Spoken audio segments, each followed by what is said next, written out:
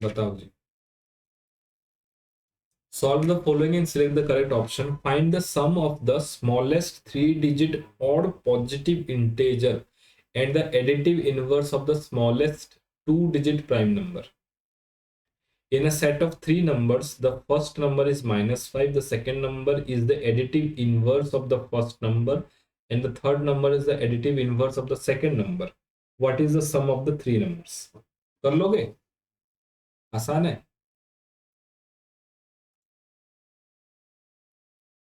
बताओ जी पहला वाला।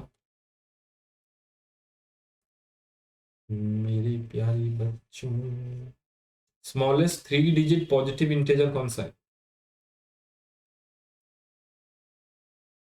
स्मॉलेस्ट थ्री डिजिट और पॉजिटिव इंटेजर, सबसे छोटा थ्री डिजिट और positive integer.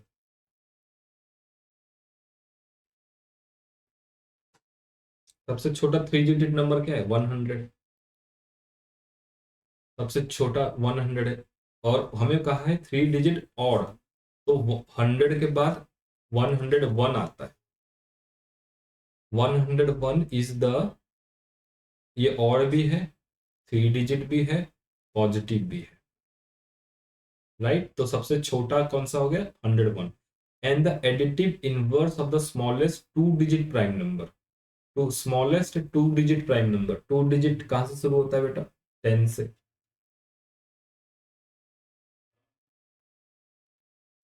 To digit prime number, अब 10 के बाद क्या आएगा? 11। 11 is also a prime number. इसका एडिटिव इनवर्स निकालना है। 11 का एडिटिव इनवर्स इज -11। अब इन दोनों का सम निकालना है, तो 101 plus -11, this is equal to 101 -11, this is equal to 90।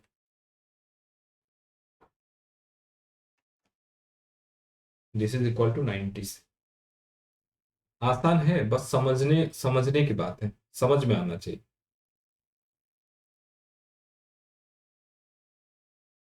90। Next.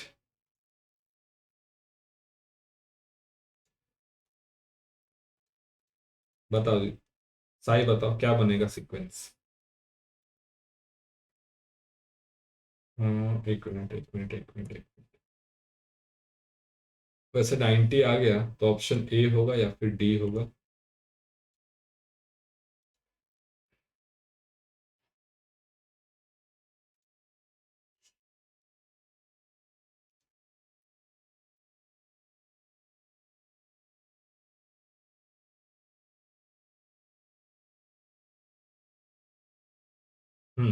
बताओ, सॉल्व करो एक बार।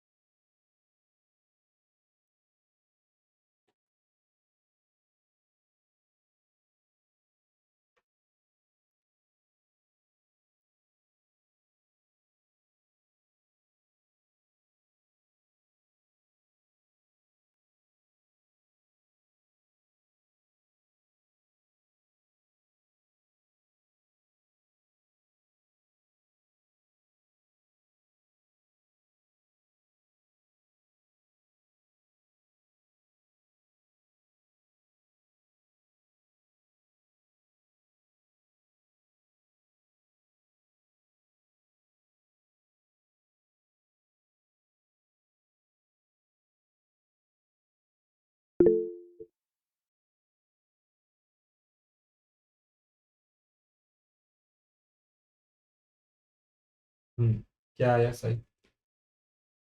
सर -5। आर्या कितना आया?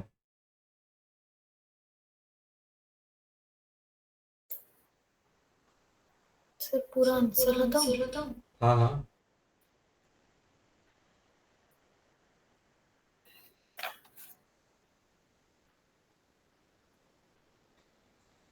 सर -4 आया, लेकिन थोड़ा सा कंफ्यूजन हो रहा है, -5 और -4 में।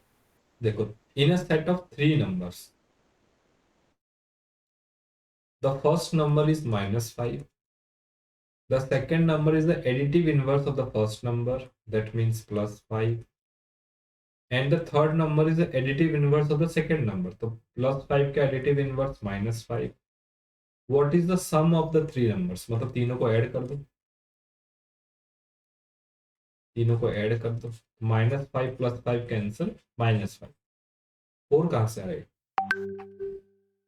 4 का तो चांस ही नहीं बनता. तो आपका एक ऑप्शन आया 90, ए का, 1 का, और 2 का आया -5. Option A, option A.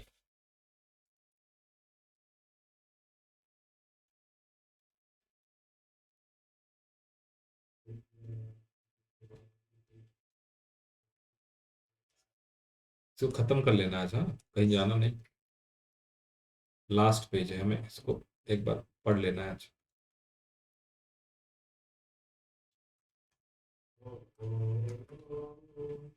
Study the following statement carefully and select the correct option. In a group of 35 students, 3/5 of the students are wearing glasses. If 1, 2, 3 of those students who are wearing glasses are boys, and 1/2 of the boys wearing glasses are in grade 6, and then 7 boys from grade 6, then 7 boys from grade 6 are wearing glasses. Statement 2 कह रहा है, if 5/8 of a certain number is 45, 3/4 of that number is divided equal into 9 parts, then the value of each part is 8. कौन सा statement सही है, कौन सा statement गलत है, ये आपको ढूंढना है. क्वेश्चन थोड़ा घुमाया है, लेकिन मुश्किल नहीं.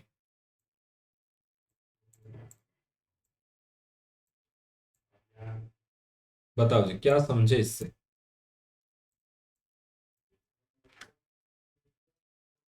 आर्या, क्या समझे आप? पढ़ो, दोनों पढ़ो, मुझे समझाओ क्या समझे. पढ़ने की जरूरत नहीं, मन ही मन में पढ़ो. पहले क्वेश्चन को एक बार समझो. 35 बच्चे हैं,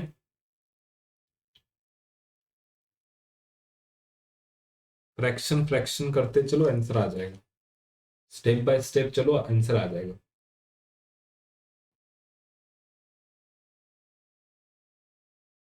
थोड़ा सा सोचो.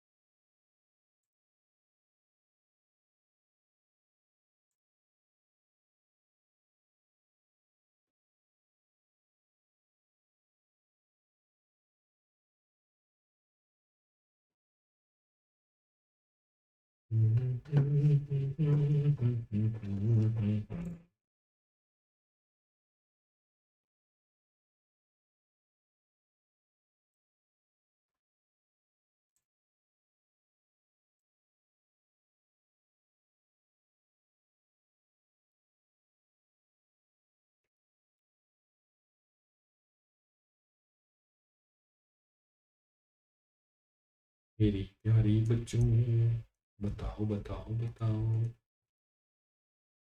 नहीं आ रहा है? इतना क्यों सोचते हो? 35 स्टूडेंट्स हैं, ठीक है. 3/5 of the students are wearing glasses. तो 35 का 3/5 कितना होता है? 35 का 3/5,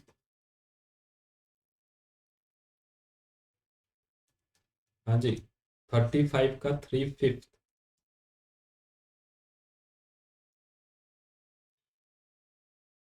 बताओ, 35 का 3/5 कितना होता है?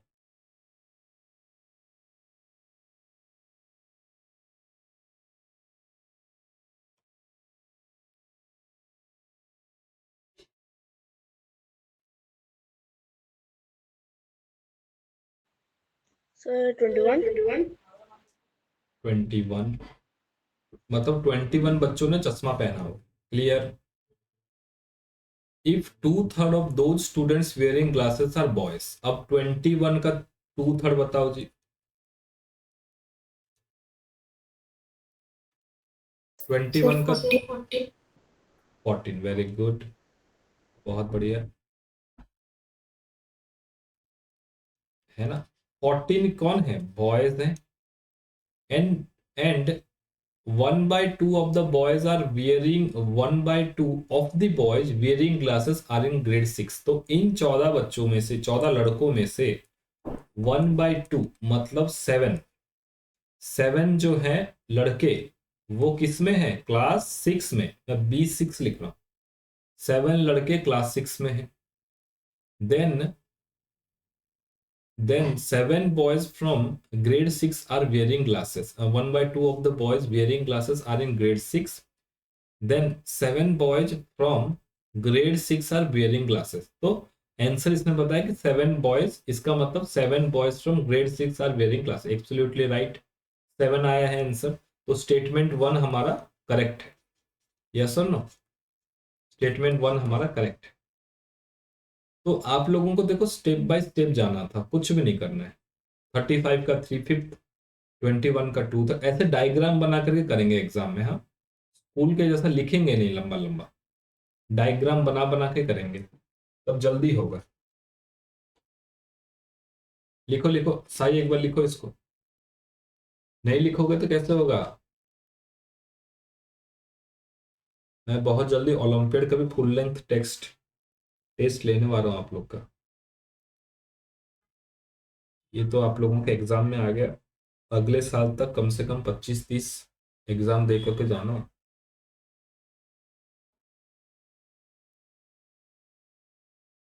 35 का 3/5, 21, 21 का 2/3, 14, 14 का हाफ, 7, और 7 is the answer, 7 boys.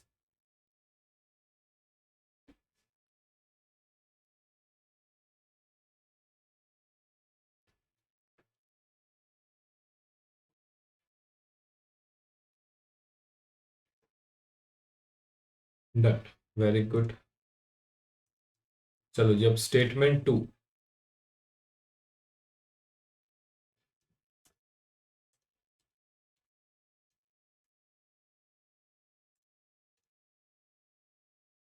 If 5/8 of a certain number is 45 and 3/4 of that number is divided equally into 9 parts, then the value of 8 each part is 8। निकालो जी, करो एक बार, सही है कि नहीं गलत बताओ मुझे।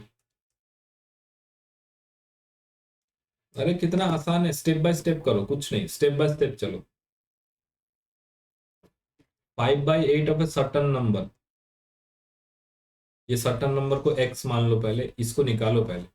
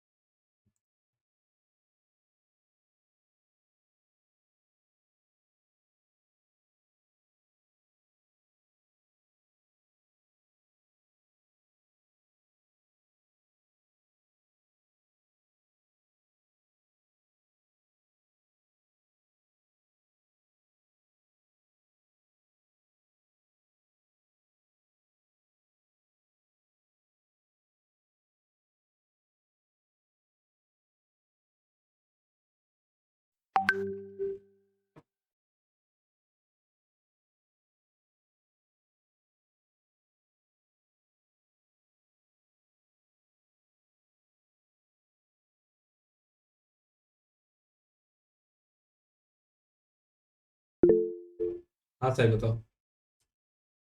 सर एक्स का वैल्यू निकला मेरा 72।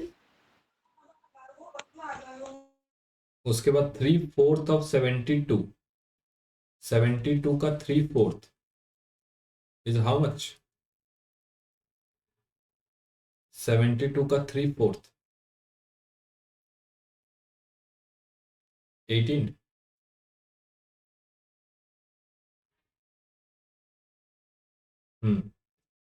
72 डिवाइड बाय 4 इज 18, 18 3 जा 54,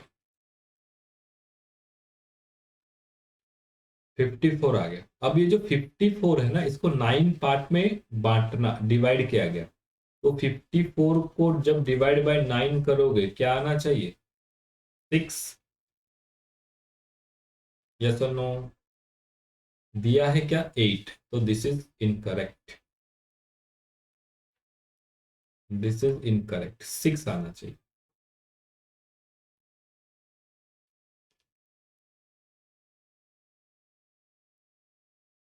सिक्स आना चाहिए। तो statement 1 is correct and statement 2 is false. तो option option option C, statement 1 is true and statement 2 is false. बताओ डिफिकल्ट था कि आसान था? आसान था, थोड़ा लेंथी लग रहा है पढ़ने में, लेकिन है आसान। हाँ सही बताओ। सर मॉडरेट था। मॉडरेट था, बस आपको स्टेप बाय स्टेप चलना है। डिवीजन आना चाहिए आपको, 18 का टेबल आना चाहिए, थोड़ा सा 9 का टेबल आना चाहिए, और कुछ नहीं है इसमें। 48, read the following statements and say which one is true, which one is false. All numbers that have 5 at the ones place are primes. सही है कि नहीं? सभी नंबर जिसके यूनिट प्लेस में 5 है प्राइम नंबर है क्या?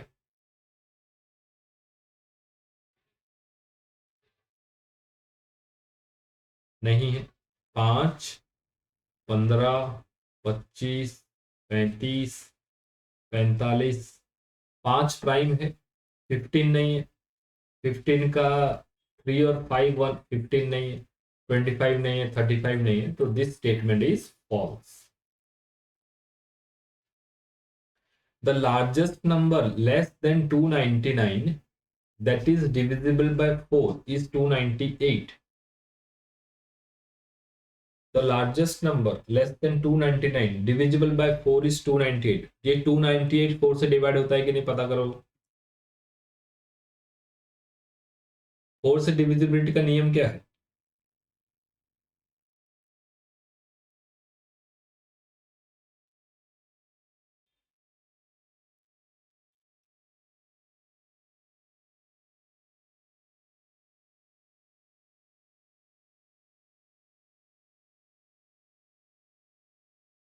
आर्या, 4 से डिविजिबिलिटी का नियम क्या है? सर 4 से अगर डिविजिबल करना है तो जो डिजिट दिया होगा, जो नंबर दिया होगा, उसका लास्ट 2 डिजिट को 4 से डिवाइड करना है। अगर वो डिवाइड हो रहा है तो वो 4 मतलब वो पूरा डिजिट 4 से डिविजिबल होगा। 98 डिवाइड हो रहा है। 98 4 से डिवाइड होता है क्या? अरे 4 2 जा 8, कैरी 1 18, 4 4 जा 16, 18 नहीं होगा, तो दिस इज फॉल्स। हाँ जी सही, वही बताओ बताओ। सर डिविजन मतलब कि जो डेसिमल करने से हो रहा है। डेसिमल की बात ही नहीं हो रही है ना, यहाँ पर नंबर बात हो रही है, होल नंबर। डेसिमल कहाँ से आ गया इसमें? 296 हो सकता है, 300 हो सकता है, 298 नहीं होगा। तो statement 2 is false. Statement 3, the sum of the largest and the smallest 3 digit palindromic numbers that are divisible by 2 each 1100। Palindromic क्या होता है बेटा? बताओ जी। पैलिंड्रोम। पर अभी मैं ऑप्शन को देखी तो फर्स्ट वाला फॉल्स निकला, फिर सेकंड वाला भी फॉल्स निकला, तो मतलब ऑप्शन बी हो सकता है, तो वही हाँ है। ये ठीक है, यही होगा, यही होगा, ठीक है, इसमें कोई दोहराई नहीं है, यही होगा। ये पैलिंड्रोम नंबर क्या होता है, पढ़ा है आपने क्या? अ palindrome number reads the same forward and backward like 121, 1331 or 5 and is determined by reversing the digits and comparing it to the original। जैसे कि मैं अगर आपको बताऊं, जैसे मैं आपको बताऊं, Malayalam, Malayalam, Cuttack,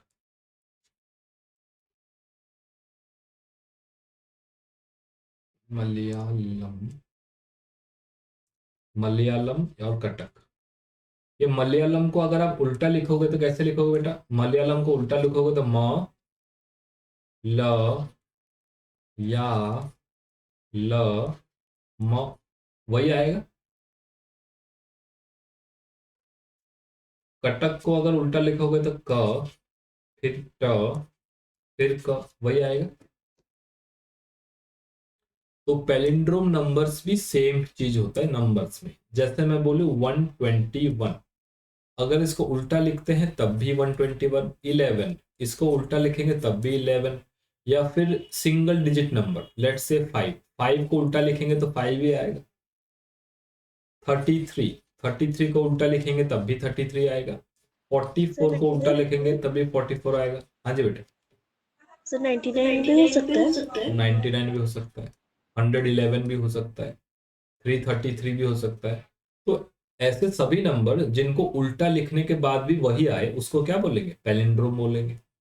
the sum of the largest and the smallest 3 digit palindrome numbers that are divisible by 2 each 1100। Question को थोड़ा सा समझेंगे।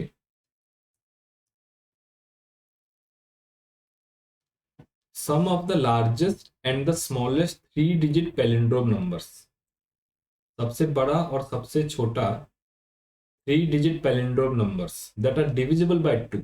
बताओ जी क्या हो सकता है? थोड़ा सा सोचो।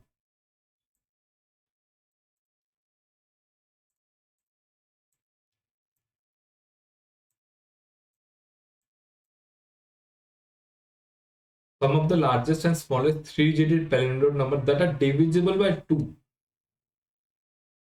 2 से डिविजिबल सबसे स्मॉलेस्ट 3 digit नंबर क्या है? 2 से डिविजिबल 3 digit नंबर कहां से शुरू होता है बेटा? 100 से। डिविजिबल बाय 2, डिविजिबल बाय 2 को होने के लिए क्या चाहिए? यूनिट प्लेस में आपका 02468 होना चाहिए, है कि नहीं? यूनिट प्लेस में 02468 होना चाहिए। 100 है तो 101, 102, 103, 104 पैलिंड्रोम होना चाहिए। Palindrome number, smallest 3 digit palindrome number which is divisible by 2 क्या है? 222, 111, 222। पैलिंड्रोम भी होना चाहिए, 150 भी नहीं होगा। हाँ जी सही बताओ। सर मेरे को भी थोड़ा सा समझ में नहीं आ रहा कि 222 ले लूं और 888 ले लूं और उसी अच्छा, प्लस कर 100, मतलब 110 निकल रहा है। 1100 निकल रहा है। Smallest, smallest 3 digit number divisibility bye 2 है ना। थोड़ा सा इसमें गेस वर्क लगेगा। 222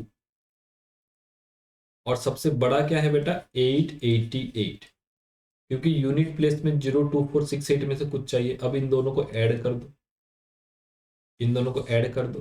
8 + 2 10, carry over 1 3, 8 + 3 8 + 3 8 + 3 is 11, carry over 1, 8 + 3 11, 1110 आ रहा है कि नहीं? लेकिन ऑप्शन में भी तो चेक करो एक बार।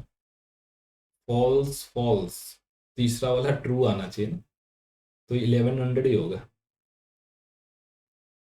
है ना। हमारा क्या आंसर आ रहा है? 1110 आ रहा है, तो कुछ अलग नंबर है। ये नंबर ये है बेटा, 212, not 222। 212 is the smallest number which is divisible by 2 and is a palindrome। 12 plus 88 100, carry over 1 3, 8 plus 3 11, 1100। ठीक है। Palindrome number is that number जिसको आगे से पढ़ेंगे जो है, पीछे से पढ़ेंगे वही है। याद करने के लिए आप मलयालम को याद रख सकते हो। ठीक है, मलयालम और कटक याद रख सकते हो। वैसे भी ऑप्शन ये दोनों फॉल्स आ ही गए थे, तो option B is the right answer. Next, fill in the blanks and select the correct option। The number of right angles formed when an hour hand of a clock moves from 4 to 10 is how much? Right angles कितने 90 degree के कोण बनेंगे जब our hand 4 से 10 के बीच जाएगा?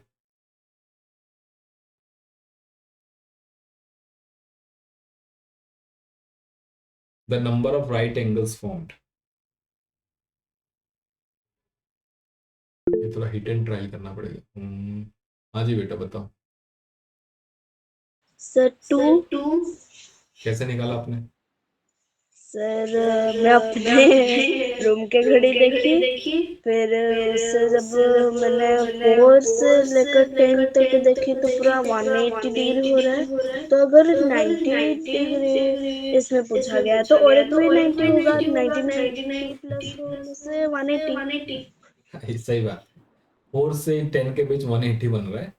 180 divide by 90 है ना, 180 डिवाइड बाय 90। थोड़ा सा इमेजिनेशन करोगे तो हो जाएगा वैसे। चलो थोड़ा सा मुश्किल करते हैं इसको। ये घड़ी है, यहाँ कहीं 4 बजेगा और यहाँ कहीं 10 है, तो साई ने क्या दिमाग लगाया कि ये तो 180 बन रहा है सर। 180 डिवाइड बाय 90 कर दो, 2 हो जाता है। सही है। चलो ये तो चलो तुक्के वाली बात हो गई। 5 है, 6 है, 7 है, 8 है, 9 है, सारी चीजें हैं इसके बीच में। अच्छा, आवर हैंड एक आवर में कितना एंगल बनाता है? आवर हैंड 4 से 5 के बीच में कितना एंगल बनाता है? एक आवर हैंड 4 से 5 के बीच में कितना एंगल बनाता है? क्योंकि ये जो टोटल एंगल है, ये टोटल एंगल कितना है बेटा? 360। और ये जो आवर हैंड है ये 12 बार घूमता है, 12 गैप में घूमता है। एक क्लास पहले मैंने बताया था 12 गैप में घूमता है। यस और नो? 12 गैप में घूमता है। तो हर एक आवर हैंड एक आवर में 360/12 एंगल बनाता है, यानी 30 डिग्री का एंगल बनाता है। 30 डिग्री का एंगल बनाता है। तो उसी अगर 30 डिग्री का एंगल बनाता है तो 4 से लेकर के 10 के बीच में कितना गैप आएगा? 4 से लेकर के 10 के बीच में कितना गैप आएगा? 4 से 5 1, 5 से 6 7, 7 से 8 3, 8 से 9 4, 9 से 10 कितना आएगा? 9 से 10 5 आएगा।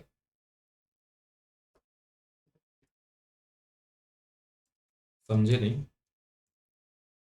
4 से 5, 5 से 6, 7 से 8, 9 से, अच्छा 8 से 9, 9 से 10 कितना गैप आएगा? 1 2 3 4 5, अच्छा 6 गैप आएगा। 6 गैप आएगा, 6 गैप। तो अगर 6 गैप आएगा तो 6 इंटू 30 टोटल कितना एंगल बन रहा है? एंगल कितना बन रहा है? 180। एंगल कितना बन रहा है? 180। हमें पूछा है कि 90 डिग्री के कितने एंगल बनेंगे, तो आप 180 डिवाइड बाय 90 कर दो, 2 आ जाएगा। ये तो है मैथमेटिकली, और जैसा आर्या ने देखा घड़ी में, इमेजिन किया तो उससे भी काम बन जाएगा। लेकिन इमेजिनेशन तब काम नहीं करेगा जब मैं बोलूंगा कि बेटा घड़ी घड़ी 3 बजे से लेकर के 11 बजे के बीच में कितने 90 डिग्री के कोण बनेंगे बताओ? 3 बजे से लेकर के 11 बजे के बीच में कितने 90 डिग्री के कोण बनेंगे? करना एक बार इसी मेथड से।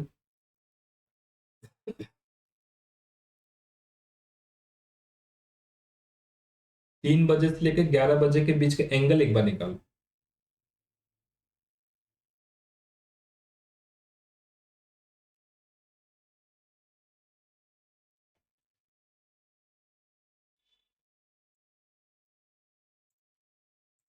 ये मम्मी, ये बापा, बापा, ये किरण को थोड़े फोन करके कुह तो क्लास जॉइन करबो कुआडे पळिछि ना से। किरण को फोन करो, ताको कुह कि क्लास जॉइन करिवो। बापा फोन करो किरण को कि क्लास ता जॉइन करिवो। तमे कर दियो।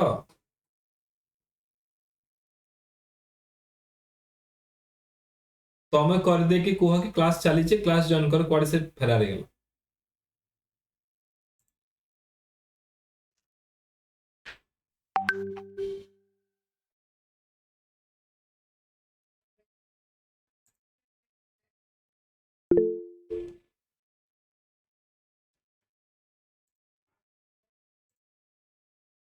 हाँ जी आ रही है, बताओ।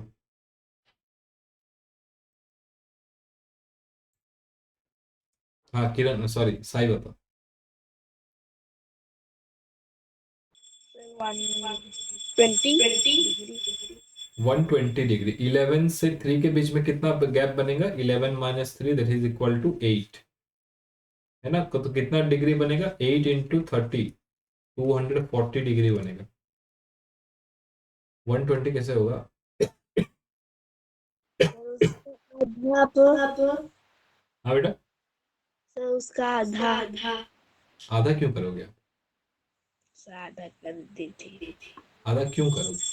240 डिग्री टोटल एंगल है। अच्छा, 240 डिग्री में कितना 90 डिग्री बन सकता है? तो 240 बाई 90 कितना बन सकता है? 9 2 जा 18 और 6 इधर, तो 2 कंप्लीट 90 डिग्री के एंगल बनेंगे। 2 ही बनेगा, बाकी एक फ्रैक्शन रह जाएगा, जैसे हमने वो केक वाला पढ़ा था।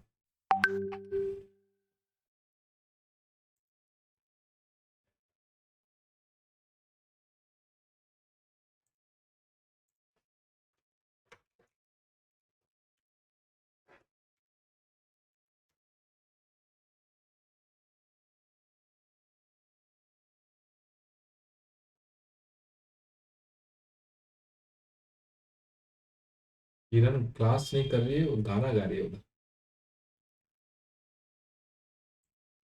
कहाँ गई है?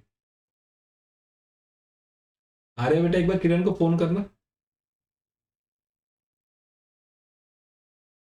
बोलो क्लास अटेंड करने के लिए। कहाँ गाना वाना गा रही है?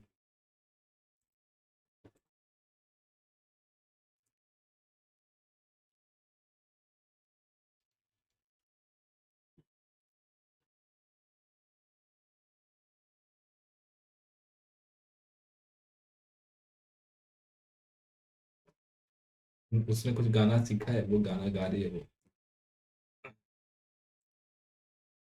चलिए, बहुत बढ़िया। ये हमने समझ लिया 240 और ये 90 डिग्री के दो कोण बनेंगे।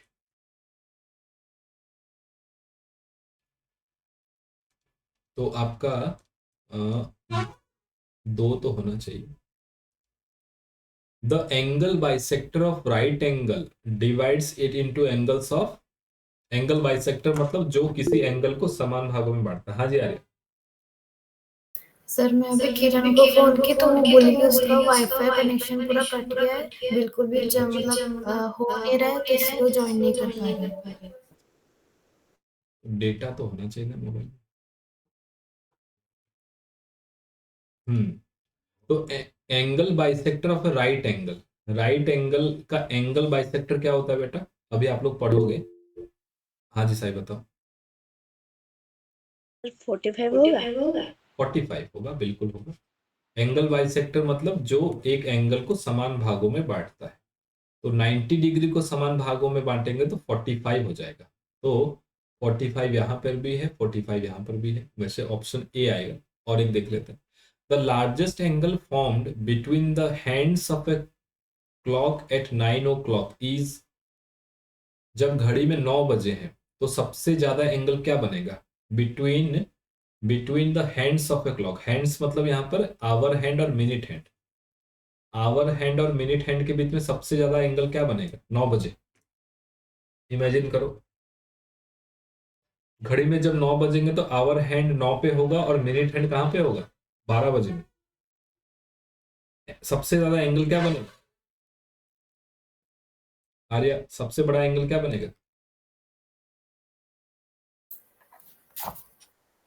सर 270 के आसपास हो सकता है। वही है, 270 होगा। Very good. एक तो छोटा एंगल बनेगा 90 और बड़ा एंगल बनेगा क्या? 360 माइनस 90 दैट इज 270। तो option A is the right answer. 245 and 270। मुश्किल था? मुश्किल नहीं था।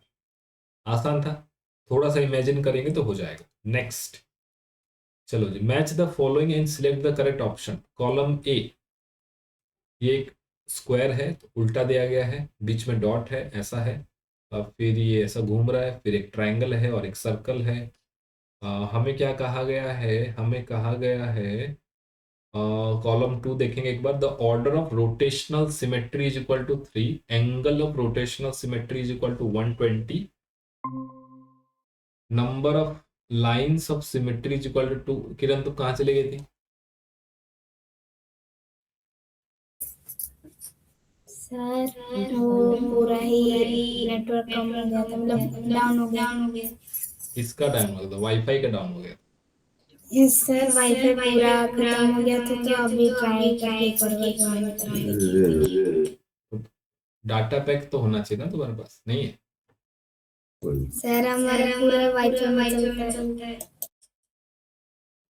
अजब, अलग ही दुनिया है, पूरा वाईफाई में चलता है, कैसे? डेटा तो होना ही चाहिए। खैर, कोई बात नहीं।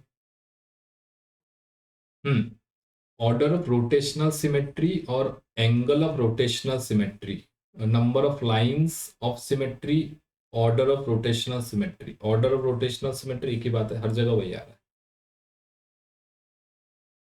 तो आपको मैच करना है बेटा। सिमेट्री पता है ना? सिमेट्री मतलब जैसे ए है, ए का कितना सिमेट्रिकल लाइंस है?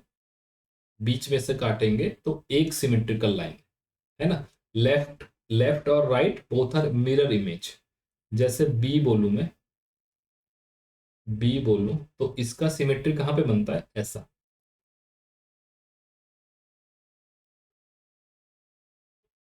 राइट। तो या फिर एम बोलता हूं, ये आपको मिरर इमेज में मैंने पढ़ाया था। एम का बीच में से जाएगा तो बराबर होता है। इसी तरह आपको इन तीनों को देखना है और बताना है क्या सही होगा। सबसे number of lines of symmetry, ये थोड़ा आसान लग रहा है। लाइंस ऑफ सिमेट्री दो होना चाहिए भैया। किसका दो है लाइंस ऑफ सिमेट्री? एक बार चेक करते हैं। पहले वाले फिगर का लाइंस ऑफ सिमेट्री कितना होगा? एक तो यहां से ले लो, एक लाइन ये बन रहा है, ठीक है। एक लाइन ये बन रहा है, ये भी ठीक है। और कोई लाइन बन रहा है? अगर ऐसा एक लाइन ले लूं, ये नहीं बनेगा, ये नहीं बनेगा। हाँ जी, हाँ आर्य बताओ बेटा। सर सेकंड वाले ऑप्शन में बन सकता है 3 तो। क्यू में? Yes sir. हाँ, हमें दो निकालना है। किसका दो है एक बार ढूंढो बस। दो किसका हो सकता है? पहले वाले का तो दो बन रहा है, पहले वाले का दो बन रहा है। क्यू वाले का भी दो बनेगा क्या? एक बार ट्राई करो। अगर बीच में से लेता हूं, नहीं ये सिमेट्रिक नहीं, ये वाला लाइन सिमेट्रिकल लाइन नहीं है। ये लाइन लेता हूं, मिरर इमेज है क्या? ऊपर वाला नीचे वाला, इसका मिरर इमेज नहीं, यहाँ आना चाहिए था, ये गोला यहाँ पे आना चाहिए था। ये भी नहीं है, तो इसका नहीं है। अगर ऐसा लेता हूँ, ये भी नहीं है। इसका तो बन ही नहीं रहा है कुछ। आर वाले का देखो, आर वाले में सिमेट्रिकल लाइंस कितना है? ये बन सकता है क्या? हाँ ये बन सकता है, एक है। और क्या बन सकता है? बीच में से एक ले लूँ, ये ले लूँ, ये बन सकता है क्या? नहीं ये नहीं बन सकता है। एक डायगोनली ले लेता हूँ, ऐसा ले लेता हूँ, एक डायगोनली ले लेता हूँ, ऐसा बन सकता है सिमेट्री? देखना जरा, ये सिमेट्रिकल लाइन है क्या? ये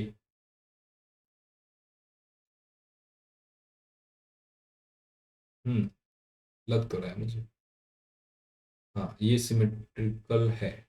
इसका भी, इसका तीन बनेगा, है ना। एक तो ये था, और एक ये है, और एक ये है। इसका तीन सिमेट्रिकल लाइन है, तीन है। ऊपर वाले का दो था, और इसका हमें कुछ भी नहीं मिला, है ना। तो number of lines of symmetry दो आना चाहिए। तो option P, P is related to two. P is related to 2, एक ऑप्शन चेक करो जी। P इज रिलेटेड टू 2, या तो ऑप्शन ए होगा या तो ऑप्शन डी होगा, या तो ऑप्शन ए होगा क्योंकि P is related to 2, P is related to 2। दूसरा वाला चेक करने की जरूरत नहीं है रोटेशनल सिमेट्री को, क्योंकि number of lines of symmetry 2 एक ही में आ रहा है ना। तो सेकंड ऑप्शन ना भी चेक करेंगे, मतलब सेकंड कंडीशन नहीं भी चेक करेंगे तब भी चलेगा। अब थोड़ा देखो जी, क्यू किससे रिलेटेड है, 3 से या फिर 1 से? हाँ जी साहिल बताओ। सर आंसर शायद हो सकता है ए। क्यों? क्यू क्यू 3 से रिलेटेड है?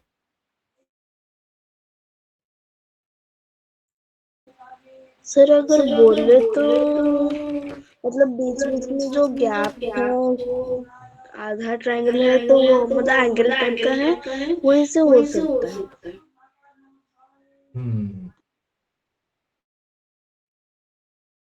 बताओ, और किरण बताओ क्या होगा।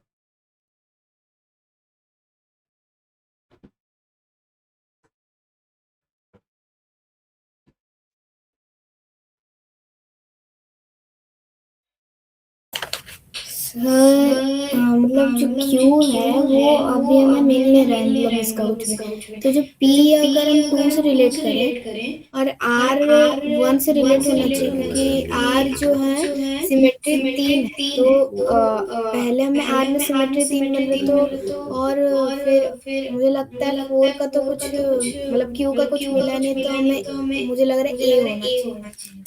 अच्छा, ये रोटेशनल सिमेट्री वगैरह आप लोगों के किताब के आखिरी एंड पे है आई थिंक। आपके इस वाले क्लास में, क्लास 6 में है आया, 7 में, 6 में होना चाहिए। सिमेट्री वाला जो चैप्टर है वो भी आप लोग आगे पढ़ोगे,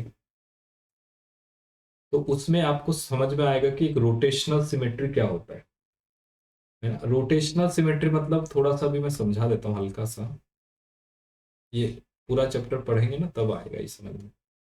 जैसे ये एक स्क्वायर है, राइट, ये यहाँ पे स्क्वायर बराबर है ना। स्क्वायर को थोड़ा आप इमेजिन करो, ये बीच में इसका सेंटर है ना, ये वाला बीचों बीच, ये बीचों बीच इसका सेंटर है।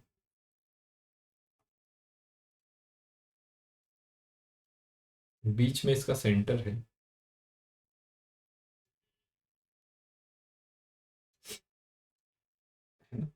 बीच में इसका सेंटर है। अगर बेटा मैं इसको 90 डिग्री रोटेट करता हूं, अगर मैं स्क्वायर को 90 डिग्री रोटेट करता हूं क्लॉकवाइज, है ना, अगर इसको 90 डिग्री में रोटेट करूंगा मतलब ये एंगल बनेगा, है ना, इसको मैं रोटेट करूंगा 90 डिग्री, तो तब जो फिगर बनेगा वो भी स्क्वायर ही दिखेगा। यस और नो?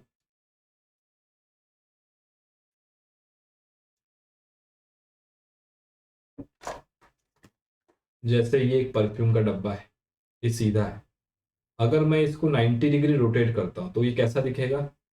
ऐसा हो जाएगा। पहले ऐसा दिखता था, अभी ऐसा दिखता है, तो क्या ये रोटेशनल सिमेट्री में है? नहीं है। पहले ऐसा था, पहले फिर ऐसा हो गया। हाँ, इसको अगर 180 डिग्री रोटेट करूंगा तो ये हो जाएगा, इसका सेम हो जाएगा, है कि नहीं? सेम हो जाएगा। अगर 270 करूंगा तब भी सेम नहीं होगा, लेकिन 360 करूंगा तब भी सेम हो जाएगा। तो रोटेशनल सिमेट्री मतलब किसी भी चीज को अगर आप बीच से घुमाओगे 90 के मल्टीपल में, 1 2 3 4, ये कब कब सेम आ रहा है, इसको बोलते हैं क्या? Rotational symmetry. इसको बोलते हैं रोटेशनल सिमेट्री। उसी तरह अगर आप एक स्क्वायर को देखोगे, अगर आप एक स्क्वायर को देखोगे, अभी मेरे पास कोई स्क्वायर वाला चीज है नहीं, अगर आप एक स्क्वायर को देखोगे तो ये जो स्क्वायर स्क्वायर का जो लेंथ और ब्रेड्थ सब कुछ बराबर होता है ना। ये तो एक रेक्टेंगल की तरह आपको दिख रहा है, तो इसका लेंथ और ब्रेड्थ अलग अलग है, लेंथ लंबा है, ब्रेड्थ अलग है, तो मैं जब घुमाता हूं तो जो ब्रेड्थ है वो लेंथ बन जाता है, ये चेंज हो जाता है। लेकिन जो स्क्वायर है एकदम स्क्वायर है, कोई चीज ऐसा स्क्वायर है, उसको घुमाओगे तब भी एक जैसा दिखेगा ना, दिखेगा नहीं दिखेगा?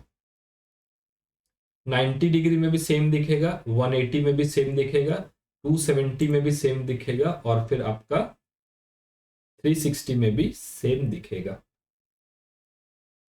360 में भी सेम दिखेगा। इसका मतलब ये स्क्वायर का जो ऑर्डर है वो कितना है? 4। ऑर्डर 4 है। क्यों 4 है? क्योंकि ये 90 में भी सेम दिखता है, 180 में भी सेम दिखता है, 270 में भी सेम दिखता है और 360 में भी सेम दिखता है। यस और no? This is called order of rotational symmetry and angle of rotational symmetry is how much? 90 degree. 90 degree पे स्क्वायर को घुमाते हैं तो वो एक जैसा दिखता है, लेकिन इसका ऑर्डर कितना है बेटा? इसका ऑर्डर है 2। क्यों? अगर इसको 180 में घुमाएंगे तब सेम दिखेगा, 360 में घुमाएंगे तब सेम दिखेगा। इसका एंगल ऑफ रोटेशनल सिमेट्री कितना है? एंगल ऑफ रोटेशनल सिमेट्री मतलब वो एंगल जिसमें रोटेट करने के बाद वो शेप पहले वाले की तरह ही दिखेगा। एंगल ऑफ रोटेशनल सिमेट्री मतलब वह एंगल जिसमें किसी चीज को सेंटर से घुमाने के बाद वो सेम दिखता है। तो किस एंगल पे सेम दिखेगा? 180 पे सेम दिखेगा, फिर 360 पे सेम दिखेगा। ये पेन भी है, ये पेन भी 180 में सेम दिखेगा, फिर 360 में सेम दिखेगा। लेकिन जो स्क्वायर होता है, स्क्वायर हर 90 डिग्री पे सेम दिखता है ना? तो स्क्वायर का एंगल ऑफ सिमेट्री 90 डिग्री है और ऑर्डर ऑफ रोटेशनल सिमेट्री 4 है। ऑर्डर ऑफ रोटेशनल सिमेट्री 4 है। तो ये होता है आपका रोटेशनल सिमेट्री और एंगल ऑफ रोटेशनल सिमेट्री। तो थोड़ा सा अब जो भी फिगर आपको आसान लग रहा है उस फिगर का थोड़ा सा हम रोटेशनल सिमेट्री देखते हैं। मुझे आर थोड़ा सा आसान लग रहा है, ये जो आर है मुझे थोड़ा सा आसान लग रहा है। ये जो आर फिगर है, बाहर की तरफ एक सर्कल है, अंदर की तरफ एक ट्रायंगल है और 3 डंडे इसमें लगे हुए हैं। मैं इसको थोड़ा सा बड़ा करके दिखाता हूँ, ये डिटेल आप लोग पढ़ोगे आगे।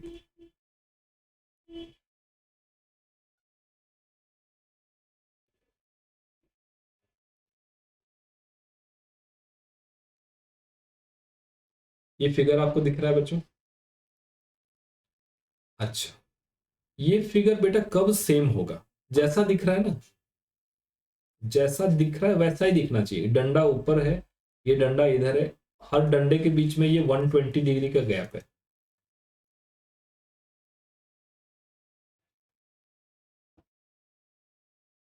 इसको आप जैसे ही 120 डिग्री घुमाओगे ना, ये फिर से एक दिखेगा।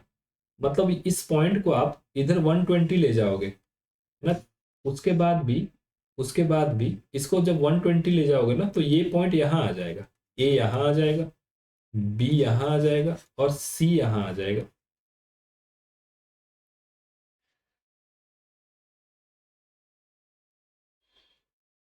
है ना? फिर से एक जैसा दिखा कि नहीं? तो 120 डिग्री के बाद ये सेम हो जाता है। तो इसका एंगल ऑफ रोटेशनल सिमेट्री कितना है? 120 डिग्री। कौन से ऑप्शन में 120 degree? Angle of rotational symmetry 120 degree केवल एक ही ऑप्शन में है। तो R is related to 1. R is related to 1, that means option A. That means option A. बाकी सब कुछ भी चेक कर सकते हैं। ऑर्डर ऑफ रोटेशनल सिमेट्री इसका 3 आया। कैसे 3 आया बच्चों? हर 120 डिग्री पे सेम आता है, तो 360 डिग्री तक लेना है, तो 360 बाय 120 हाउ मच? 3। ठीक है, ओके। तो रोटेशनल सिमेट्री मींस वह एंगल ऑफ रोटेशनल सिमेट्री मतलब वह एंगल जिसमें किसी चीज को घुमाने के बाद फिर से फिगर एज इट इज दिखने लगता है, और जितनी बार दिखने लगता है उसको डिवाइड 360 से उतनी बार डिवाइड कर देंगे तो उसका ऑर्डर निकल आता है। राइट?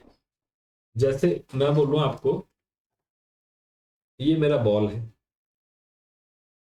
ये बीच वाला व्हाइट लाइन भूल जाओ, ये व्हाइट लाइन को भूल जाओ, ये सब कुछ रेड है। अब इसका मुझे बताओ एंगल ऑफ रोटेशनल सिमेट्री कितना है? ये सर्कल है, सर्कल का एंगल ऑफ रोटेशनल सिमेट्री कितना है, थोड़ा सा सोचो। वह एंगल जिसमें घुमाने के बाद चीज वैसा ही दिखने लगे जैसा पहले दिखता था।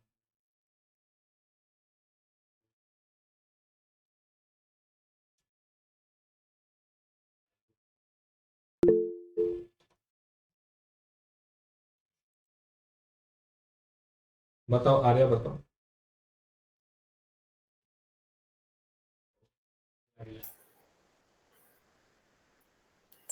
One twenty degree. 120 डिग्री, सही बताओ।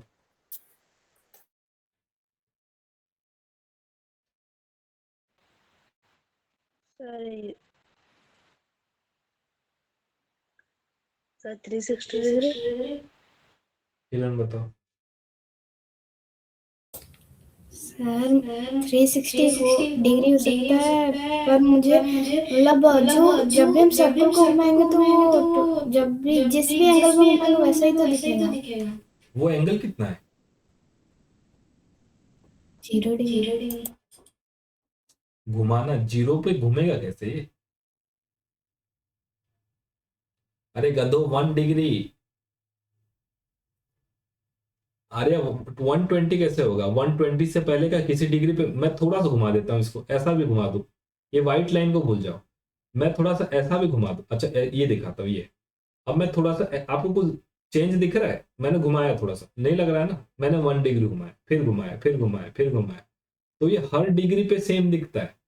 ये हर डिग्री पे सेम दिखता है ना? तो इसका एंगल कितना है? इसका एंगल ऑफ रोटेशनल सिमेट्री 1 है।